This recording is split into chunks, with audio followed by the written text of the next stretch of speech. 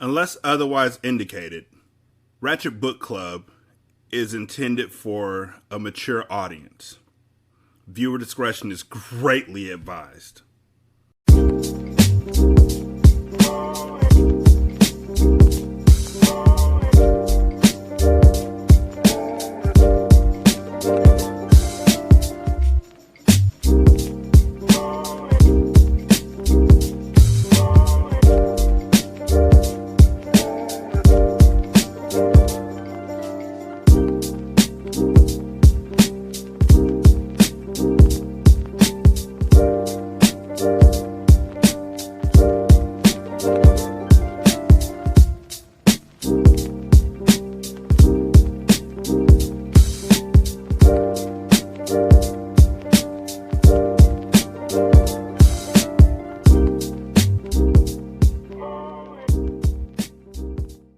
Welcome to Ratchet Book Club, where we read hood classics and good classics. I'm Derek.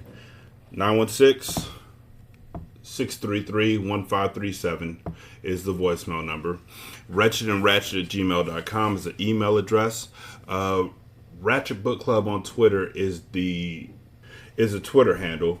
And you can leave a review for us on Podchaser. I don't know why I say us. It's me. It's me, y'all. It's me. Niggas, it's me. I'm doing this all by myself. Stand alone.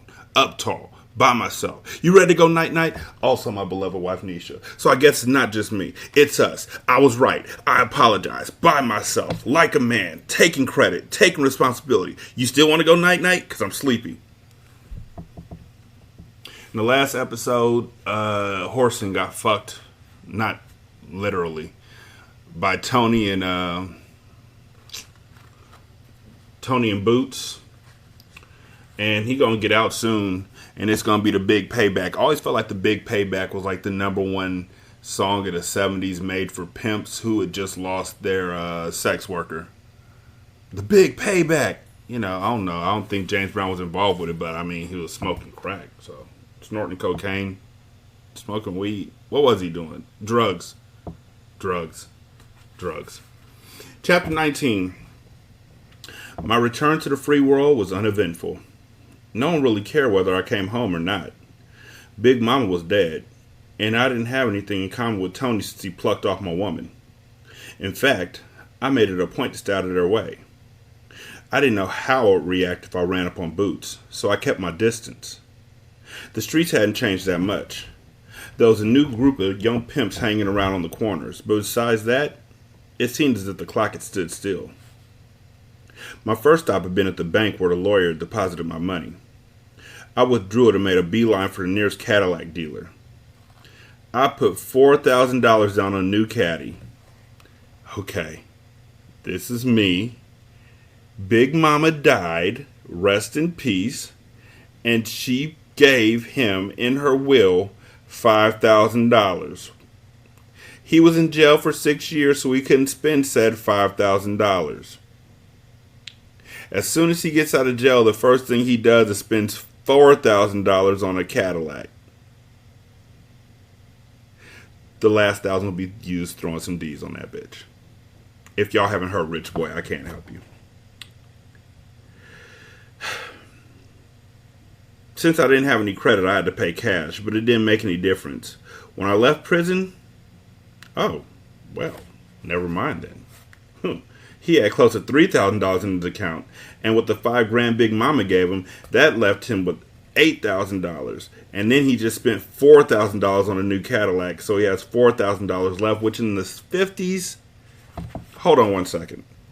Holy hot fucking shit. Adjusted for inflation, $5,000 in 1950 is equal to $55,185 in 2021. Motherfucker. God dog it. You know what? Pimp on, brother. Pimp on. I still had enough to get a few rags to wear. Tony had my jewelry, and I was on my way to get my diamonds from him without any static. I spoke to the car dealer. How about letting me use one of these old junks so my car is delivered? He shook his head. I don't think I could do that. If you had an accident or something, we'd be in one hell of a fix here. I pulled out my bankroll and peeled off a $50 bill.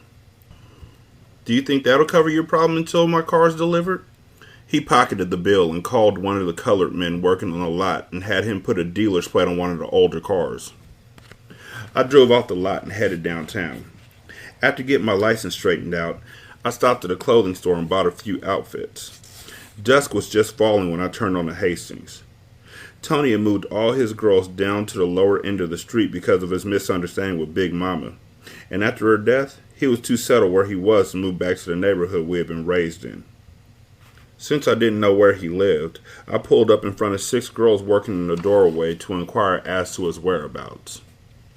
5 of them rushed up to the car. They all wore short skirts and their faces were heavily painted. "Hi, honey," the leader of the group yelled. "Which one of us do you want to see?"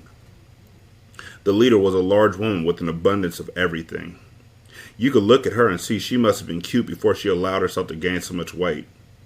Now that she was going to fat, it was hard to discover anything attractive about her. But when she smiled, showing the tip of her tongue at the corner of her mouth, there was the promise of sweet sensuality and exorbitant delight. There hadn't been the slightest thought in my mind of playing stuff, but since she had hit on me, I decided to teach her a lesson. "Yeah, baby, why don't you sit down for a minute? Maybe you and me can reach some kind of agreement." She tossed a wicked look over her shoulder at her friends, as though to tell them she had just pulled off a grand coup. Her attitude was one of authority. You could tell she was under the impression that she was the leader of the hen house. I drove around the corner and parked. "What's your name, honey?" I asked softly. "Most of my dates just call me Ruby, sweetie." Appearances could really be deceiving.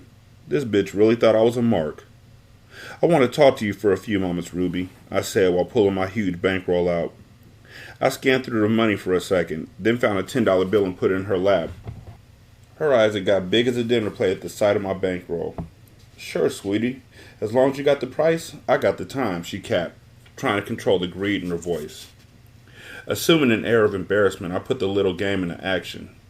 "Ruby, I don't know how to ask you this, but, I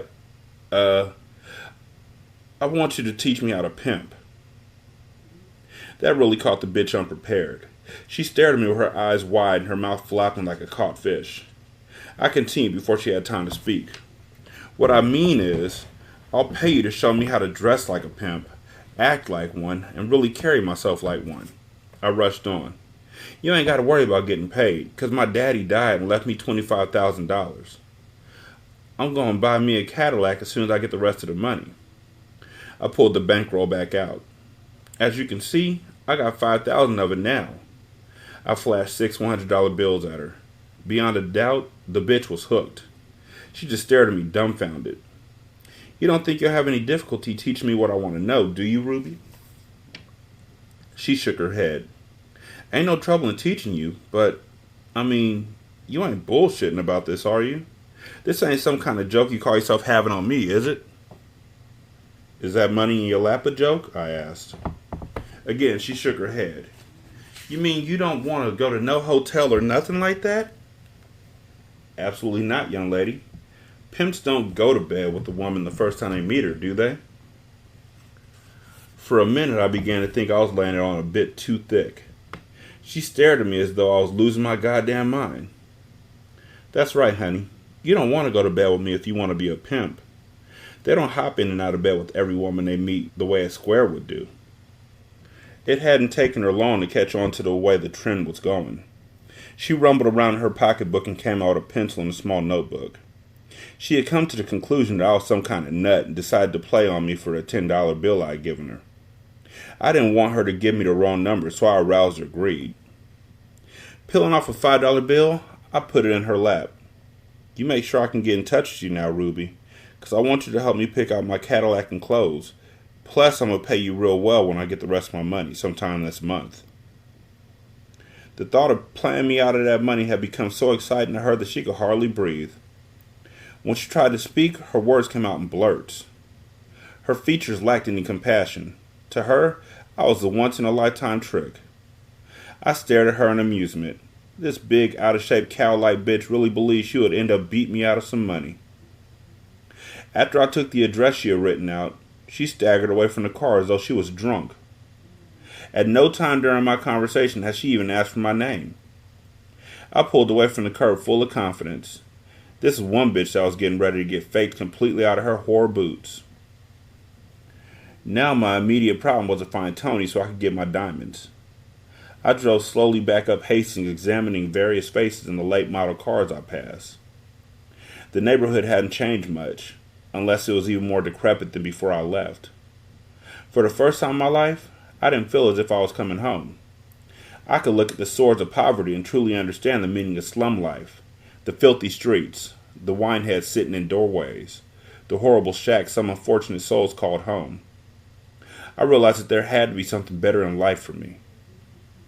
On the opposite corner, I saw a blood-red Cadillac parked at the curb. I pulled over and found a parking place. I had got the wire in prison that Tony owned a red Caddy, and I didn't think there were that many red Cadillacs on this side of town. I stopped in 2 restaurants first, without any luck, then crossed the street and entered Ed's bar. Just about the first thing I saw was Tony sitting at a table with 2 white girls. He saw me and waved a hand in my direction. I walked slowly over to his table. "Whoreson, I heard you was out, baby. How come you didn't look me up so I can give you a coming home party?" The people in the bar had become as silent as students in the deaf and dumb school. I stared around at some of the familiar faces. Horror sat on bar stools staring at us curiously, while behind the bar the white owner watched us closely for trouble. The cracked bar mirror revealed alcohol-flushed faces waiting in anticipation. I stared coldly at Tony. "The only thing I want you to give me, nigga, is what you got that belongs to me." For a moment, he didn't quite understand what I was talking about. He stared around undecided for a second, then his face brightened. "Oh, yeah, you mean your jewelry, don't you?" His voice had taken on a chilling note. His 2 girls stared at us with frightened eyes. There was no doubt about it. If I pushed it, Tony wouldn't back up an inch. He would meet me on any terms I wanted. I knew in my heart that all I had to do was pull up a chair and we could resume our friendship as though nothing had happened. I wanted to, for a fact, but something inside me wouldn't allow me to bend and grasp the outstretched hand of friendship. Again, he tried to bridge the gap between us. Removing my watch from his arm, he spoke quietly. "Dig, Whoreson. Ain't no whore in the world worth the friendship between 2 men.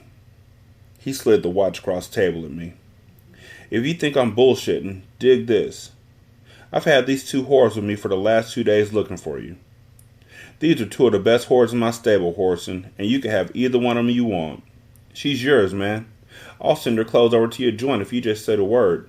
Plus, you could take her on with you." Both women started to complain, but he silenced them immediately. He removed my ring and shoved it across the table at me. I stared at the women. One was a blonde, while the other had dyed her hair bright red. Both were still in their early 20s. From his point of view, he probably thought he was offering me a damn good substitute for boots. But when I looked at the 2 pale-faced white girls, I knew that neither one of them could ever take the place of the black queen he had taken from me. I shook my head, rejecting the offer. Even if he had offered boots, I would have turned it down. "What goes around comes around, Tony," I said, slipping my ring on. "I just hope you can recognize game when it comes your way." Now, I'm thinking about this, and in Tony's defense, maybe he was just because Boots could have gotten money on her own while while Whoreson was locked up. She could have just been independent. So, no, never mind. I tried. It didn't work. He sighed, deep and slowly. My open refusal of his offer had hurt him. One of his white girls, the blonde, had been watching me closely. She gave me the impression that if I had chosen her, she wouldn't have objected to the trade. I turned on my heel and walked away. I hadn't had a woman since I'd been home, and it had been well over 6 years since I had slept with one, so I didn't want my weakness to show. The women he had offered were very beautiful, not tramps. It wasn't hard to believe him when he said they were the best of his stable. My conscience was starting to act up. Should I have accepted his offer of renewing our friendship? I couldn't see where it benefited me to ruin our relationship, but my pride had been hurt. I meant to repay Tony for what he did, whether I was right or wrong. Some way, somehow, the day would come when he would experience payback. As I crossed the street, I could hear the sound of high-heeled shoes running behind me. When I got to the car door, she caught up with me. I looked over my shoulder at the fine blonde. She smiled up at me. She was small, with large legs. Her skin was smooth, milky white with no blemishes. "Hi, honey. I hope you don't mind me following you. It was my idea, not Tony's." I didn't appreciate the way he rejected me in the damn bar, so I asked Tony if it would be alright if I came out here with you. "That's all you want to do?" I asked coldly. "Is come out here in the streets and watch me drive away?" Her laughter rang out merrily. She was the first woman I had heard laugh in quite a while. The sound was more pleasing than I could have anticipated. After a man's been locked up for a long time, he appreciates the small things a woman does, things that he probably wouldn't have noticed before.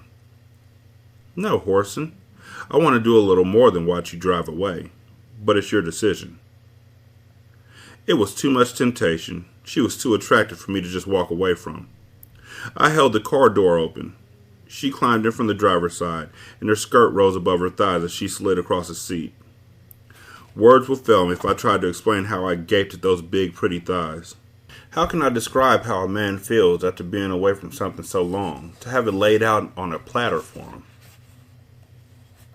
My first stop after pulling away from the curb was a drugstore. After purchasing a fifth of whiskey, my next stop was a motel I had been staying at. We undressed slowly, sipping on the whiskey and smoking up some reefer I stashed around the room. Whether or not it was the alcohol, I don't know, but as we drank, I began to turn mean. She had told me her name was Anne, but the more I drank, the more I began to call her Jerry. At the beginning, I hadn't meant to abuse her. Each drink I took convinced me that it was my right to dog her. After we had relations, a brutal idea began to grow in my mind. She lay there beside me nude, on her stomach. I rolled over on top of her and she started to squirm. "Not so soon, Whoreson. Damn, you'll wear me out at this pace." "Shut up, bitch," I said. "I'm getting ready to teach you something new." She said. "Ain't nothing new about doing it like that, and it hurts besides." She began to try and squirm from under me, but I had all my weight on top of her, and she was still on her stomach. Using my feet, I put them between her legs and began to spread them open. Hastily, I fumbled around until I got the spot I wanted. With my finger as a guide, I pushed deeply into her rectum.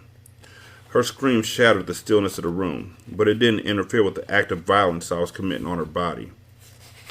Taking a towel from off the backboard of the bed, I wrapped it around her head, covering her mouth, then continued to force my desire on her helpless body. She cried and moaned, but the towels muffled her attempts to call for help. With each succeeding lawless act I forced on her, I moved that much closer to the edge of madness. For the next 3 days, I kept her with me, not allowing her out of my sight. The only place she went to was the toilet, then back to bed. When we got hungry, I called out and had food delivered. Whenever somebody knocked on the door, I made her go into the shower and turn the water on. At times when I was raping her, I could hardly recognize my own voice, cursing and muttering incoherently. On a rare occasion, I would commit a normal act of intercourse with her, but my preference was for the abnormal. When the morning came that I was tired of her, or rather, returned to sanity, she was a poor specimen of the opposite sex. Her face was tear-stained from constant crying, while her body was a mass of blue bruises. Discoloration had set in around her nipples from my treatment. When she realized that I was really going to let her go, she jumped into her clothes. She waited until she was standing in an open doorway before speaking. "You dirty son of a bitch," she snarled. "You ain't no man. You're an animal, and a dog at that, you bastard you." There was nothing attractive about her face now. Fatigue and hate had distorted her features into a mask of hatred. Without makeup, there was nothing left of the cute blonde I'd entered the motel with. Her face was a blueprint of hell. My booming laughter beat at her in the empty doorway. When you see your man, bitch, tell him my only regret was that I fucked you in the ass instead of him. Tell him not to worry, though, 'cause he's got his coming. Before she could slam the door, I added, don't go away mad, bitch. Just go away. She slammed the door so hard I thought for a moment the glass would break. After that, the room became silent as a tomb. I found my wallet and pulled Ruby's phone number out. Here was another smart bitch that had a hell of a sunrise coming her way.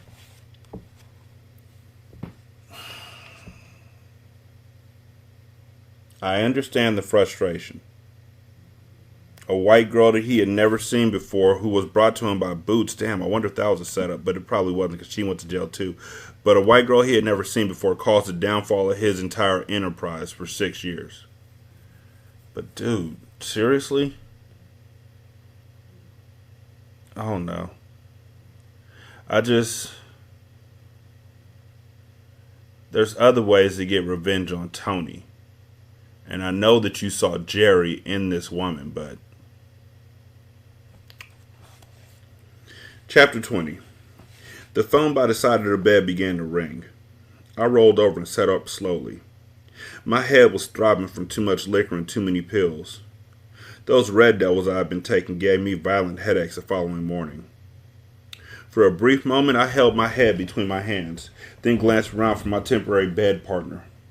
The bed was empty. She had departed sometime that morning without my knowledge. Damn, I swore. It was no surprise she was gone. I began to remember flashes of my behavior. No wonder she left at the first opportunity she got. I was beginning to develop an obsession. Some people were hooked on drugs. Others had alcohol to worry about. My problem was starting to be an obsession to commit sodomy. I knew I had developed a desire while spending those 6 celibate years in a prison without a woman, but it was one problem I was going to have to overcome. The shrill ringing of the telephone ended my brief attempt to analyze my strange preference. Hi, Ruby, I said into the receiver. No, woman, I wasn't lying when I told you today was the day to pick up my Cadillac. What? I was supposed to call you at 2 o'clock. What time is it now? Damn, Ruby, I just overslept. I'll pick you up on the corner of Hancock and Woodward. Give me about 20 minutes to get dressed. As an afterthought, I added, don't forget, I'm going to take you downtown and get you a hell of a new coat today. I hung up, then took a quick shower. After that, I proceeded to dress with leisure. I knew she would be waiting, because she thought she had a genuine trick in me. Well, today would be the day of enlightenment for her. My attire was immaculate. A cold black silk mohair suit with white on white, long collared dress shirt and pure silk midnight black tie. I slipped my jewelry on and stared in the mirror. A man's face stared back at me now, not the features of a boy. Golden complexion, not one gained by lying in the sun, but one of nature's gifts, topped off with coal black eyes and jet black hair. A mischievous smile came to my lips, but not to my eyes, when I thought about the game getting ready to go off. Ruby's pimp didn't know it, but he was getting ready to be played right out of a good whore. But weren't you just making fun of Ruby like last chapter? Oh, okay. When I slowed my car down at the corner of Hancock, she was standing right on the corner, waiting impatiently. I didn't mean to inconvenience you, Ruby, I said when she got in the car, but I had one hell of a party last night and I just couldn't get up. She was studying me closely. That's all right, Billy, she said.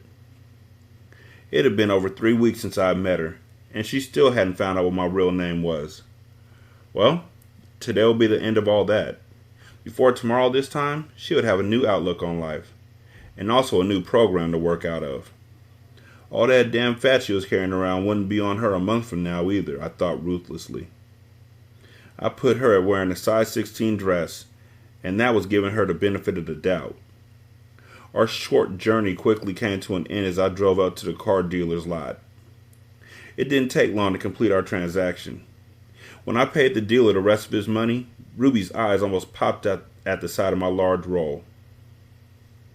One of the porters drove my new caddy up, powder blue with the white convertible top and sky blue upholstery. Whatever doubts she may have harbored in the back of her mind were gone as we settled back against the luxurious seats on our way downtown. "Billy, this really is a beautiful car," she said for the 10th time as we drove slowly on, accompanied by the murmur of soft music. I parked in front of Detroit's finest furrier. As I entered the store, Ruby was right on my heels, staring around in fascination. Up until this moment, I don't think she ever really believed I was going to buy her a coat, let alone a fur. I sat back in a large soft chair while she tried on a dozen different furs. At last, she found a mink stole she liked and brought it over for me to look at. I nodded in agreement and stood up. "Will this be enough to put it in your layaway?" I asked the sales lady, removing 3 $100 bills from my pocket. The saleswoman took the money and made out a slip for me. When we left the store, Ruby's eyes were shining and she had a tight grip on my arm. She had been played on just that quick. My next stop was my motel. She took her clothes off quickly, while I stared at the abundance of fat hanging from her sides. Her belly protruded grotesquely. I made love to her slowly, indifferently. Her obesity had killed any desire I had. Now it was a matter of satisfying her. She moaned and groaned under me until I felt her reach her climax. Then I pretended to reach mine. Hastily, I rolled over on my side of the bed. "You know what I want you to do now, don't you, Ruby?" "What do you want me to do, Billy?" she asked innocently. For one moment, I was about to send her on her way and forget about playing on her. But I needed a whore. And since I started to play on her, I decided to see it on out. "Take this money and go back to your apartment and get your clothes. I need a whore now, not a girlfriend." She stared at me in surprise. It seemed for a minute that she wouldn't go for it, but her greed got the better of her. She stared at the big roll lying on the dresser and at the $5 bill I had pulled off of it. "Sure, Billy," she said and started to get dressed. "I won't be long. You'll be here when I get back, won't you?" I didn't bother to answer. I just lit a cigarette and watched her squirm as she tried to wiggle all that fat into her tight dress. It was a sight to behold, and I watched her curiously, wondering if she would make it or not. After she left, I waited 5 minutes, then rushed back downtown and got a refund from the furrier. The saleswoman didn't like it. In fact, she called the manager. But after fat-mouthing for a while, he returned my money. I drove back to the motel thoughtfully. It was going just like I planned, except I hadn't realized she was that fat. Well, there was one remedy for that. She would just have to lose the extra weight, and I was going to see that she lost it damn fast. When Ruby returned carrying her suitcases, I was ready for her. "Oh, Billy," she said, "you should have heard my ex-pimp yell when I started to pack my bags. He swore he couldn't live without me." I stared at her coldly. "He should have done more than just run his mouth," I said harshly. My words only amused her. "Shit," she said fiercely. "If that nigga tried to do something to me, you'd have to call an ambulance for him." Her attitude toward her last pimp was no news to me. It was common knowledge up on the track that her pimp had been scared of her. She had a reputation for being quick and good with a knife, and she had been known to cut a few people of both sexes. "But you don't have to worry about nothing, Billy. Honey, I like you. And I know with all that money you got, we ain't gonna have no problem at all getting along." I waited until she had finished speaking before coming off the bed in one smooth motion. The way a man started off pimping a whore was generally the way he ended up. If you didn't make a whore realize that you were the man, she'd end up in the driver's seat, while you'd be more of a bitch in her eye than a man. My fist landed upside her head in one solid thump. She fell against the dresser, then slid to the floor cursing. "You son of a bitch, don't no bastard hit me like that." She came up off the floor, eyes blazing. When she made her move, it wasn't fast. It was unchained lightning. Her hand dipped down inside her bra in a blur of motion. Before I could move, she had popped the button and a long blade shot out the end of her knife. For a woman her size, she moved with blinding speed. She came in towards me, not in a stabbing stance, but with the knife held low so she can gut me with one vicious swing. Without hesitating, she stepped in and swung the blade upward.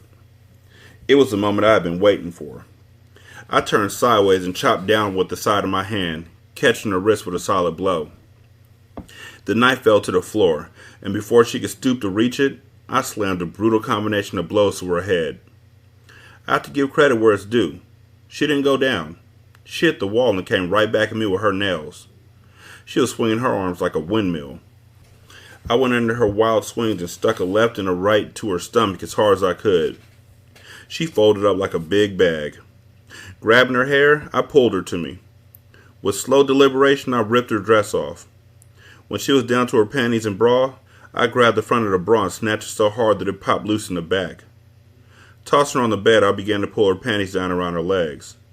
When she raised up, I backhanded her in the mouth. When I got her pants off one leg, she opened her legs wide and stared up at me.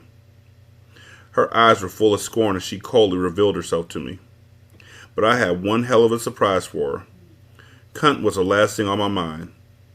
I moved to the head of the bed and reached under the pillow.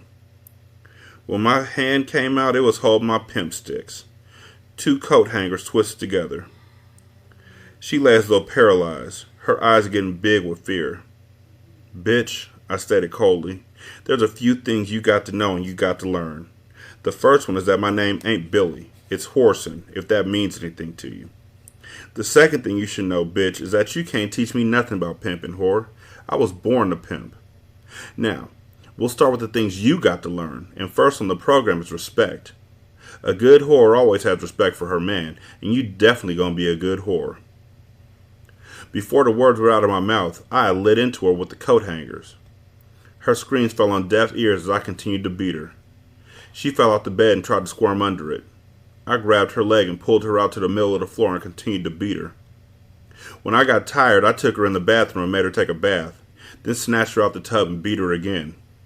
I beat her until her voice became hoarse, then tossed her on the bed and stuck my Jones in her big wide butt. Later that same evening, I took her down on the track. When I saw her standing in the doorway talking to 2 other girls, I walked over and knocked her down. She stared at me from the ground. There was a stark fear in her eye, and when I saw that, I knew half my battle was won.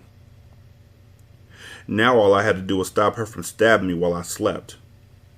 This problem I went to work on at once. I ran down to the pill man and bought out his supply of beans. I made her stand in the corner and work for 3 days and 3 nights without a drop of sleep. I kept her full of beans and black coffee. The morning I pulled her up and took her home to sleep, she was out on her feet. She walked into the side of the motel, mistaking it for the door. I kept Ruby going at this pace for 1 month. In that time, she came down from a size 16 to a size 12. When I saw her with her clothes off now, there was nothing repulsive about the sight. She had always been tall. Now she was graceful, too. Her skin was smooth, and her face had always been cute. Now, with the loss of her double chin, she had turned to an attractive young woman. I still took her up on the school grounds some mornings to make her run until she became exhausted. Whether or not she disliked the treatment I put her through, she was proud of her end results. I constantly caught her looking in the mirror, smiling at herself. We sat in the motel sipping wine. You know, Whoreson, if you didn't get mad so quick and beat me so hard, I'd really like you. She rushed on before I could speak. I mean, I like you now, honey, but if you just wouldn't fight me so much, I'd be so happy. I ain't never had no man like you before, and it just takes a little time for me to get used to your ways. I stared at her coldly. Bitch, if I treated you any different, you'd end up trying to put shit on me. This way, whore, you know if I catch you putting your little funky game on me, you know without a shadow of a doubt I'll break both your legs. She tried to fight back the sleep that was tugging at her. Her head dropped down on her chest, but she jerked it up. You know, Whoreson, she said in a drowsy voice, if you were a little kinder, a whole lot of the women on the corner would choose you. She added, they see how hard you work me, and it scares them, 'cause don't nobody's pimp work them the way you work me. Ruby, stand up and take off all your clothes. She jumped at my command as though I had kicked her. Her eyes got large as she stood up hesitantly. Her voice shook with fear. Whoreson, I didn't mean no harm, she said, pulling off her clothes. Her hands trembled as she pushed her panties down and stepped out of them. I beckoned to her. Come on over here. I ran my hands over her smooth body. There were still a few flabby spots, but on the whole she was becoming one beautiful brown-skinned girl. Quit all that shaking, Ruby, I said softly as my hands traveled up and down her body. She was trembling like a frightened doe. Under my smooth caresses, she slowly quieted down. I pulled her onto my lap. Gently, I ran my fingers in and out between her legs.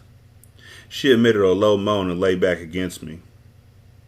I picked her up in my arms and carried her over to the mirror and stood her up.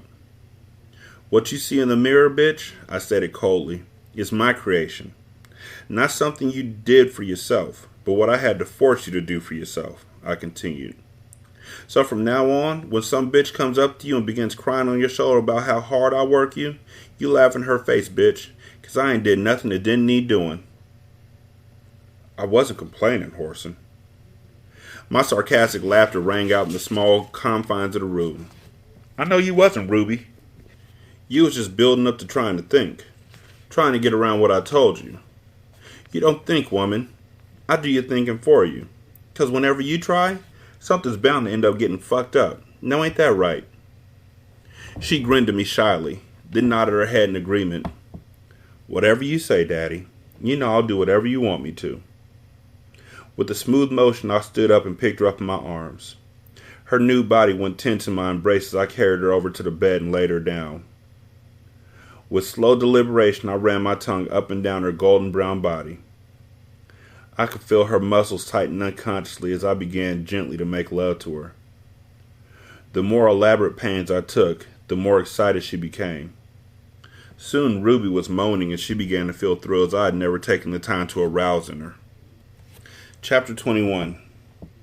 The street was still wet from the early evening rain. I watched the people scurrying around downtown, some rushing to catch late buses, some just rushing home, hoping to get inside before it rained again. I parked in front of an Old Fay bar and wondered if it would be interracial. Quite a few pimps from my side of town were coming downtown, cruising around the bars and copping white prostitutes they wouldn't have gotten next to before the bars integrated. Actually, I wasn't looking for a white girl to cop. What I wanted was for a white whore to hit on me to spend some money with her. That way I'd have a chance to Georgia her out of some cock. I had 2 envelopes in my pocket, one a dummy, the other empty. If her man hadn't tightened her game up for her, she would be an easy mark to switch envelopes on. The Devil's Den was the name of the bar I finally decided to enter. It was dark inside, so I stood at the bottom of the stairs until my eyes became accustomed to the darkness. The bar curved like a half moon, with a tiny stage set right off from it. I walked to the end of the bar so as to get away from the blaring noise the mixed group was playing. Apparently, the musicians thought the louder they played, the better it sounded. I took the very last stool at the end of the bar. I glanced around casually. The club was semi-crowded. Most of the customers were coupled off. The only single people at the bar were males. Before I could get up and leave, a woman stopped beside me and asked me for my order. I ran my eyes up and down her body until she started blushing.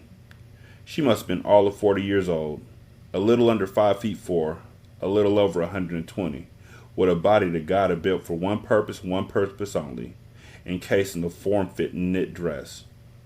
Her heart-shaped face with carmine mouth and huge black eyes were topped with jet black hair parted at the side, hanging long over her shoulders. Even though she was getting old, she still looked like a movie queen to me. As I stared at her, I knew this was one white lady I was going to stick the golden rod in. Soon. May I take your order, please? She asked, still blushing. Do you always turn that pretty pink when you wait on a customer? I asked politely. Well, she stated frankly, I'm used to men looking at me, but for some reason, you have a very disconcerting stare, young man. I hadn't meant for it to be disconcerting, miss, but when I saw you, I wondered if in this lifetime I would ever be allowed to pluck the fruit from a woman in the autumn of her years as beautiful as you are. Her eyes lit up. Before she could lower her glance, I saw the hunger in them. She wanted a young man, and I meant to find out just how much love in her capacity could stand. When she brought me back my drink, I held her hand longer than necessary. She blushed again, then looked around to see if it was noticeable. When I turned her loose, she went to the end of the bar, right up under the band, to get away from me. Several times I caught her looking back down the bar at me. 2 could play that game as well as 1. When I finished my drink, I got up and left. I knew there wouldn't be any chance of ripping her off tonight, but it would go down anyway. I was willing to bet cash money on it. After the loud music in the bar, I really didn't want any more noise. I found the station playing soft music and left it on as I drove through the downtown district. I turned off of Woodward and drove over to Hastings. It was like entering another world.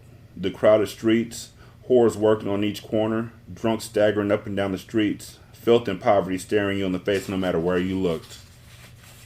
Once I had loved this neighborhood. Now I only tolerated it as a means to an end. One day, I would drive away and never look back. At the moment, I didn't know how, but I knew that one day I would. I pulled up and parked in front of the trick house Ruby worked out of. Two girls standing in the doorway stared at me coldly.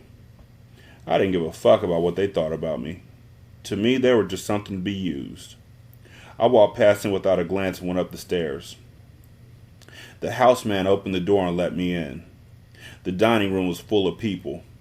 A card game was going on in the dining room table. Ruby, with her back to me, was pulling a white trick's arm, trying to pull him away from the gambling and take him into the bedroom. The card dealer snarled at her. "Bitch, I done told you to leave that man alone. Don't you see he's playing blackjack?" There was something familiar about his voice. I stepped up to Ruby and put my hand on her shoulder and stared at the dealer. It was New York. After all these years, here was New York in the trick house in Detroit. There seemed to be a change about him, and as I stared at him, it hit me. His clothes. Before, he had been immaculate in his dress. Now there was a difference. Not too noticeable, but it was still there. As I stared, I noticed tiny dark spots on his gold high-low shirt. Blood. Well, if it isn't Whoreson. Fatima, baby. He spoke slowly with a slur in his voice. You see who I see, girl? Grown tall as a tree. Man, you done came right on up there, ain't you? Immediately after he spoke, I noticed Fatima standing beside him. If he hadn't called her name, I don't think I would have recognized her. Damn, I thought sourly. 6 years of whoring couldn't have done all that to her. She looked like a bag of bones stuck down inside a dress. Her hair was dry, while her skin had a dead color to it. As I examined her closer, I could see sores on her arms. When she looked at me, she barely opened her eyes. There was the same revealing stains on her dress. Blood spots. It dawned on me all at once. Both of them were dope fiends. Junkies. I stepped in front of Ruby. I see you still got the same habit. Telling other pimp's whores what to do. Oh, so you a pimp now, huh? He said sarcastically. Well, I sure in the fuck ain't no dope fiend, I replied coldly. His eyes narrowed and he shuffled the cards quickly. I removed my large bankroll and pulled off a $10 bill. His hungry eyes followed the roll. I held the bill out to Ruby.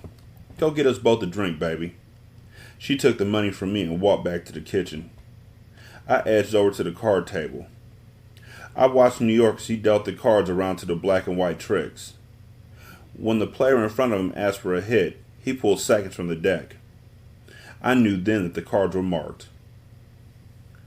Why don't you take a hand, Whoreson? Give me a chance to win some of that good whore money you so proud of, he sneered. Some of the prostitutes in the room looked at him oddly. It was seldom that a pimp got in the game that was already rigged to rip off the tricks, unless he was a fool. I stared at the pile of money in front of New York. He had over $200 in the bank. He hit his hand and turned up 21. The other players cursed and tossed their hands onto the table. I saw an ace in the discarded hands, so I reached over and began to shuffle the deck. The cards were a new bicycle deck, with a fan on the back, and somebody had taken a red pencil and darkened certain lines on the fan. You could see the mark all the way across the table, but you had to know what you were looking for. When I set the deck in front of New York, I swung out with the ace and 3 other cards. While he reshuffled the deck, I palmed the 4 cards. When he set the deck down for me to cut, I reached over and split the deck in half. I sat the 4 cards on top. The top card was an ace. The second was a face card. The third was another face card. And the fourth was an 8. I removed my bankroll and knocked on the table. Deal me all that money in the bank. Just 4 cards, New York. You and me, big time. He spotted the ace on top and grinned. Okay, baby boy. Just 4 cards between you and me, he said, dealing the second card off the top of the deck. All the girls who didn't have customers crowded around the table, watching the game silently. New York tried to get the most out of the moment. Seems as if I'm always teaching you something new, boy. This time, I'm going to teach you never to buck a hustler's game.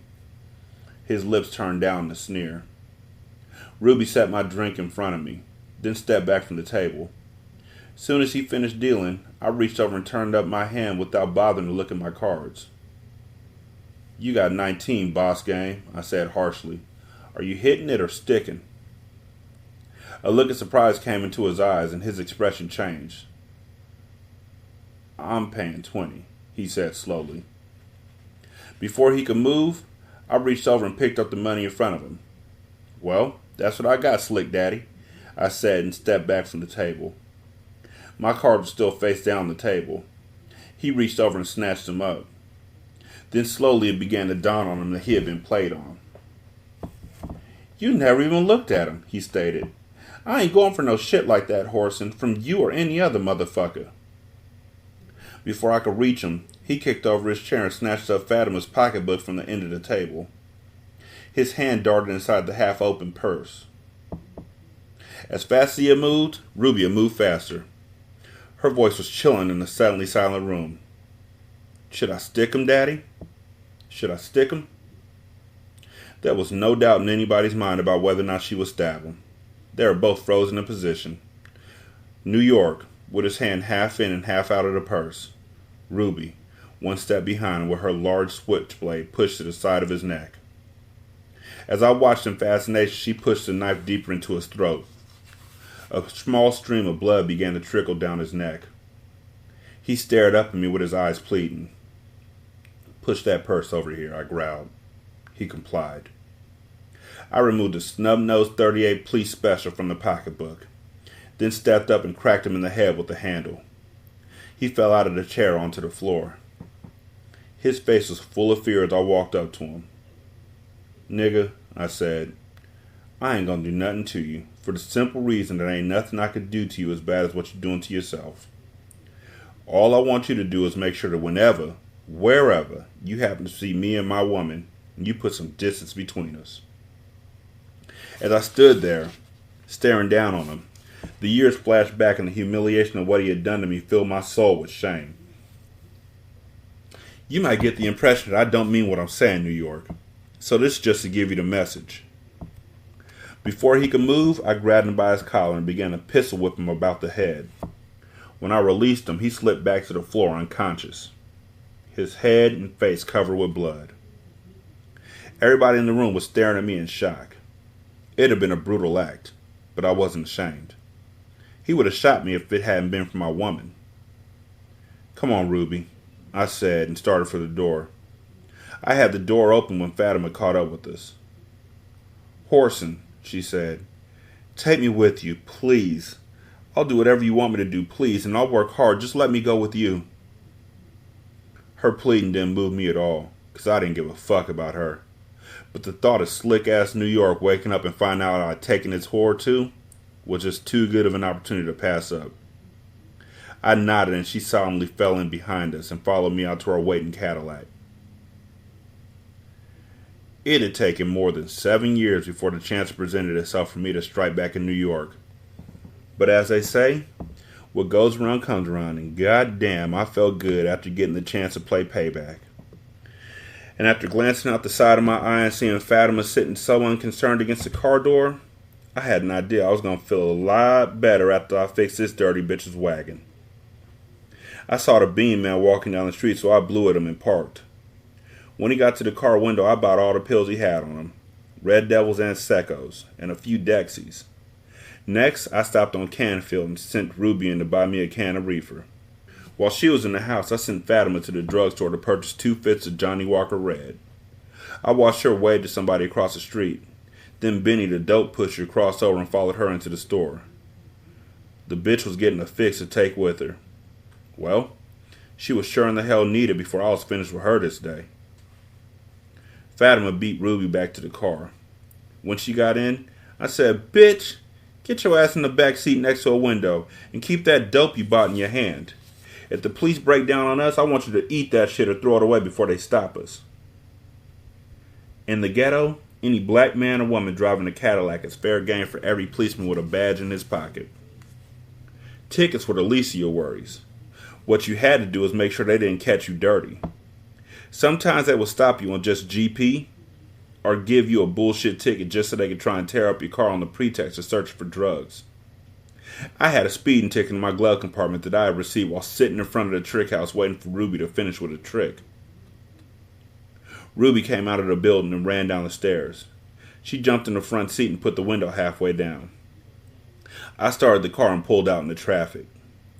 I looked up and down the street closely for any police cars. If one hopped out behind me, he would have one hell of a race before he caught me, because I wouldn't stop until I gave the women time to clean up. We made it to the motel without any difficulty, and everybody relaxed. An hour later, with 1/5 of whiskey gone, we started getting down to the nitty-gritty. Both women had removed all their clothes, while I was down to just my pants. My jewelry and bankroll were lying on the dresser besides what was left of the reefer. I staggered up from the bed and walked over to the dresser to roll another joint. In the dresser mirror, I saw Fatima run her hand up and down Ruby's body intimately. Ruby didn't seem embarrassed by the caress. I didn't allow my expression to change when I walked back over to the bed. Fatima snatched her hand back at my approach.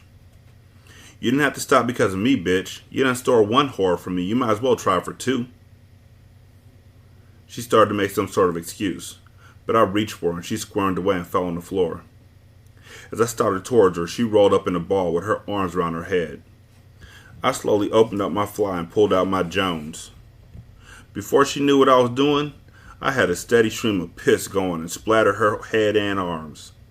She rolled away quickly, and when I tried to hold her steady with my foot, I pissed all down my pants leg. "Bitch!" I screamed. "You done made me pee all down my pants leg." She jumped up and ran for the bathroom. I tried to piss on her as she went by, but missed her and peed on my watch and bankroll on top of the dresser. I stared angrily at Ruby. She was sitting up in bed laughing so hard the tears ran down her cheeks. "Bitch," I said drunkenly, "I don't see a goddamn thing funny about me pissing on myself." "I wasn't laughing at you, Whoreson," Ruby said, lying through her teeth, then started laughing again. "You don't think you messed your watch up, do you?" "Hell no," I stated and walked over to the dresser and picked up my watch. I wiped it off with my pants, endeavoring to look stern. Suddenly, the mood hit me and I started laughing. Maybe it was the weed. Whatever it was, I fell on the bed and Ruby and I laughed like two fools. The sound of the shower came to us, and a little later Fatima peeped out the door. "Come on out, girl. I ain't gonna do nothing to you," I said slowly. She came out and stared at me angrily. "You ain't had no reason to do that to me, Whoreson." "Shut up, bitch," I said. "Here, catch." I removed a $10 bill from my roll and tossed it towards her. "Take that, bitch, and let the door hit you in the ass. I don't need you, don't want you, and wouldn't have you, so get the fuck out of here." That kind of took her by surprise. The angry look disappeared. "Whoreson, wait a minute, Daddy, and let me talk to you. I know you was mad because I left you, but we should be even now." She continued before I could interrupt. "And if you're worried about me using, I'll kick if you want me to." I sat up in bed. "Listen, Fatima, 'cause you use stuff don't mean a thing to me. I wouldn't have you no kind of way. Don't no bitch ever leave me and then come back thinking I'm gonna take her back. The truth of the matter is, I don't need you. For what? You ain't got nothing. All you do is bring me grief, and that I don't need. Take the money, baby, and buy yourself a trip to Cloud 9. Then I added, "When you go out the door, woman, close it easy, please." "You dirty son of a bitch, you," she yelled and ran out the door, leaving it wide open.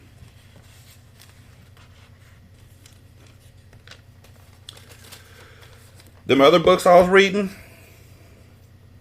they were They learned from this.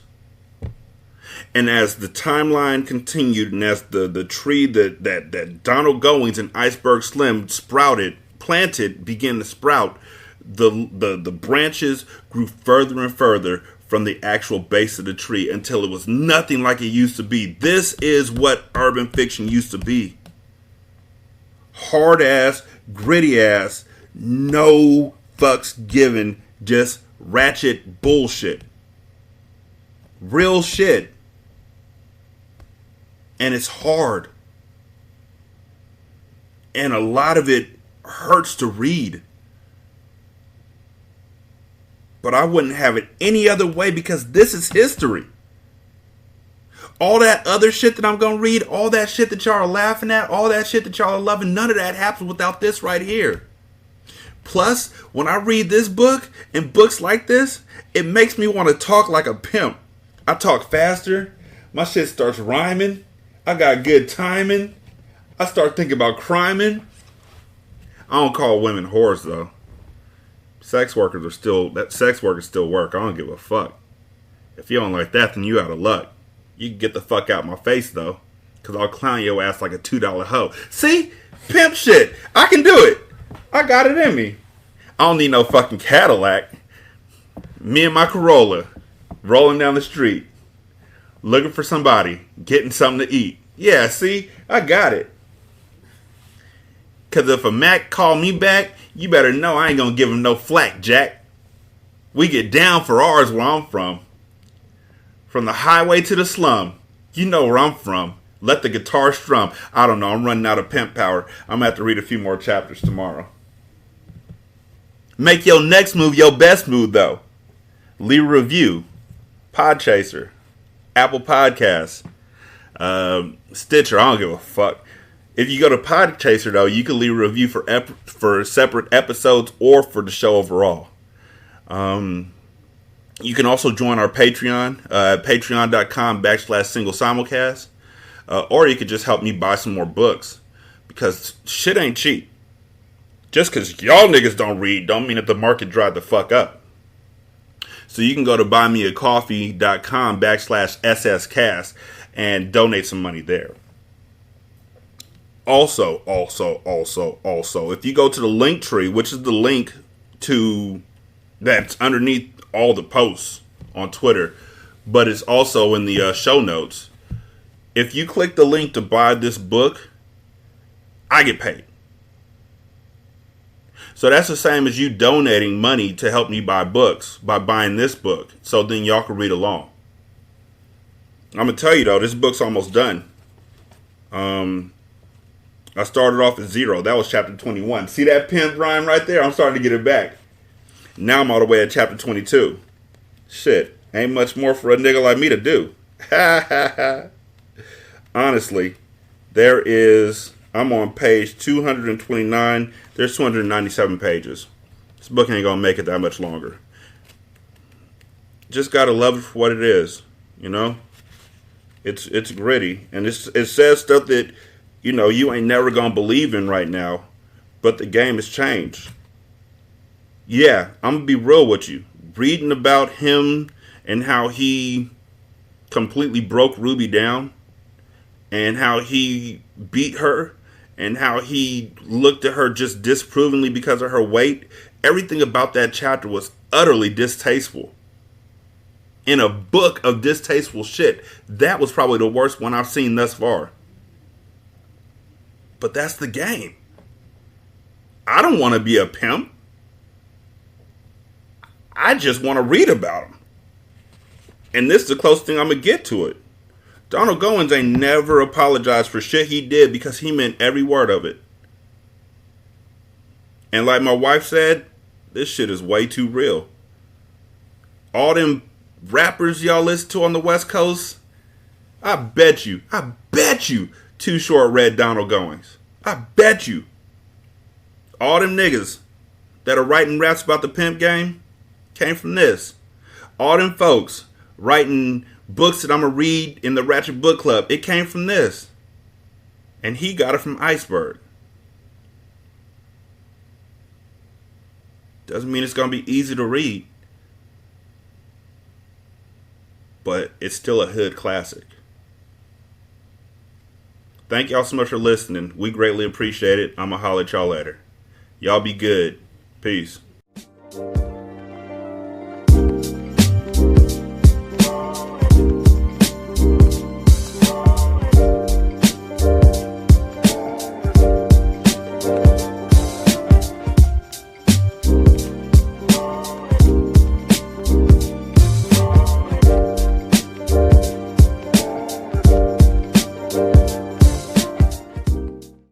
The intro and outro to Ratchet Book Club is by That Kid Garan, and it's called Goodbyes.